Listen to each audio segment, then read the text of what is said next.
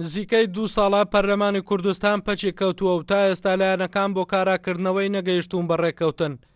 ئێستا هەوڵێکەیە بۆ کاراکردنەوەی پەرلەمان بە گۆڕانکاری لە دەستەی سەرۆکایەتیەکەی، بەڵام بەشێک لە لایەنەکان لەگەڵ ئەو پێشنیارە نین و تاکید لەوە دەکەنەوە گەر بڕیارە گۆڕانکاری بکرێت ئەوە پێویستە بە یەک پاکێت هەر سێ سەرۆکایەتیەکە بگۆڕدرێت.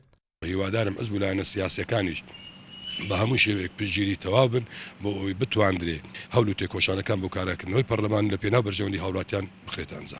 پەرلەمانی کوردستان بۆی کێشە و ململانەی نێوان بەشێک لە لایەنە سیاسیەکان پەچی کەوتوو، سەرۆکەکەی دوورخرایەوە. بەم هۆیشەوە ناکۆچیەکانی نێوان پارتی و گۆڕان ڕۆژ بە ڕۆژ قوڵتر بوونەوە. بۆ کۆتایی هێنان بەم ناکۆچیانەش داوا دەکرێت بەبێ مەرج پەرلەمانی کوردستان کارا بکرێتەوە.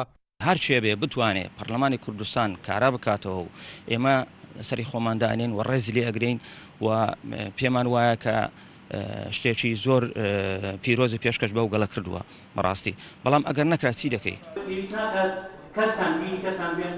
لا تشرینی یەکەمی ساڵی 2015 لەلایەن هێزێکی تایبەتی سەربا پارتی دیموکراتی کوردستان لە بازگەی شێراوە ڕێگری لای یوسف محەممەد سەرۆکی پەرلەمانی کوردستان کرا و نانێشت بێتە هەولێر.